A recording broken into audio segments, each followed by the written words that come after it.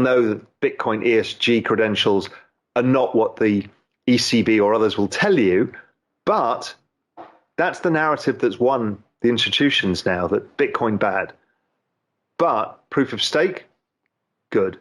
So I think all at the margin, it helps people allocate.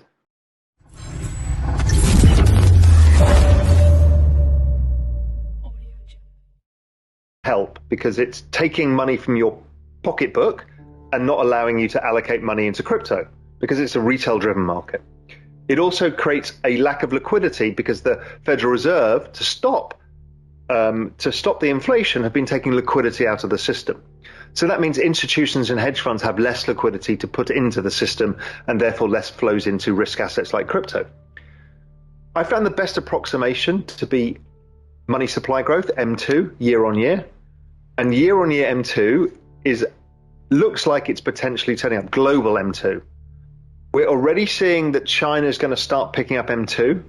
We're already seeing that Europe is going to start stimulating through the back door, which is they're going to have to offset the electricity prices, the difference between electricity and gas prices. And they're also giving direct transfer payments to people to pay their electricity bills. So I think that monetary policy changes. It also lags ISM. It's kind of a weird thing. And it tells me that M2 bottoms right about now, which is what the crypto markets, I think, have been telling us. They're trying to find this bottoming process. And if I'm right, the economy slows down, liquidity is going to come up, and crypto is going to rally from here. Let's see. But again, I think crypto is put in a low. I think the ETH merge is a very big deal. Yeah. I think it's going to drive inflows. Yes, there'll be volatility. Yes, it won't be a straight line. But I think over time, it's going to put some security into the space because it's done and out of the way. Let's see. Let's hope there's no risk around this. It'll die some of the FUD narratives that are currently building as we move into this, which is only normal, and people should question it. And then we'll see on the other side, when you've got this yielding asset that is a giant in the space, what that unlocks in terms of DeFi, the opportunities for institutions to invest, and other opportunities that come from a different asset. Also the ESG credentials. You know, we all know that Bitcoin ESG credentials are not what the ECB or others will tell you, but that's the narrative that's won the institutions now, that Bitcoin bad, but proof of stake, good. So I think all at the margin, it helps people allocate. How much is not available? So when the amount of money is growing, well, there's money everywhere. We can do stuff. Now, it means that it's easier to borrow money from your bank. It's easier to get a mortgage. It's easier to do all sorts of other things. But it also means that businesses have easier access to capital. Banks are not hoarding capital as much. So it means that money flows throughout the financial system. We're a system based on leverage and liquidity. So when money supply is shrinking around the world at the same time, it means that it's going to pull down all assets. And in fact, when we look at it, the bond market has lost $19 trillion in value globally. The equity market's lost $21 trillion in value.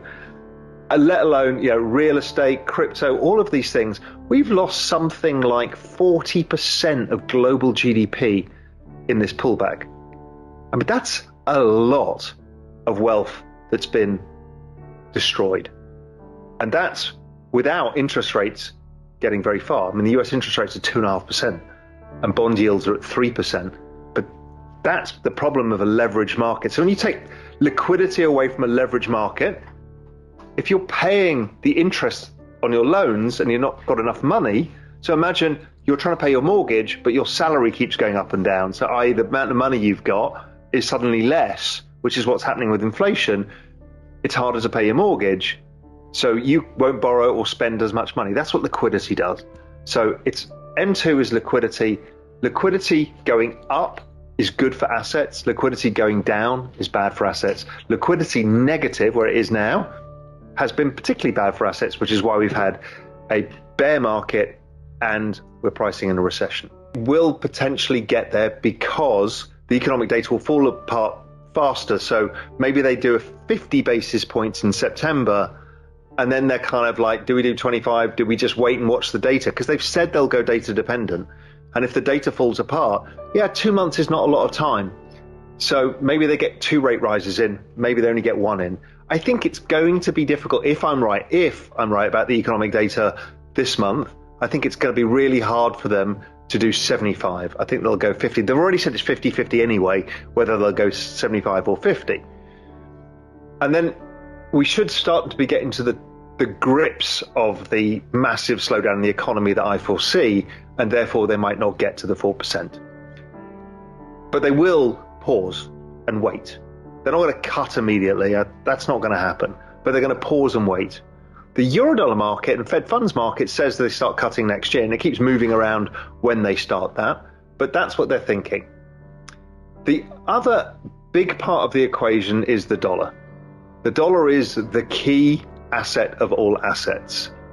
It is 80% of all world's trade is priced in dollars. So if the dollar goes up or down, it matters. The dollar is driven by global liquidity as well.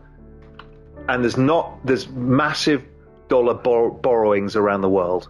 More people borrow in dollars than any other thing. So when liquidity is drawn away, people scramble to pay back their loans, and then countries go bust, like Sri Lanka did, and places like Colombia have been running into trouble. So the dollar has been on this screaming bull run. It's now the second biggest bull run since 1996. I'm not sure it's yet peaked. It will do when monetary conditions back off significantly, but we're not there yet. Even if rates come down a bit, it's not clear the dollar will do it, because Europe is a big drag, China's a big drag. There's some real issues out there in the global economy that means the dollar is still the kind of shiniest currency and the one that people want to own. But the dollar moving up and down drives asset prices a lot, because most things are denominated in dollars. So the dollar going up is bad for the rest of the world. So it's good for the US because you import more goods than you export. Therefore, the prices of goods goes down. For other countries, it's kind of inflationary. But what happens is they export stuff. So Asia is the big exporter. If their currency is weaker, it's also going to bring down the rate of inflation over time, because they're selling goods. If the dollar goes up 20%, automatically their goods are 20% cheaper. So if you're importing them into the US, they become cheaper, importing into Europe or whichever countries. So it is good for lowering inflation. It's bad for asset prices. It's slightly complicated. And because of the amount of dollar debts, people need to be very careful of the dollar getting too strong too fast, because it blows shit up.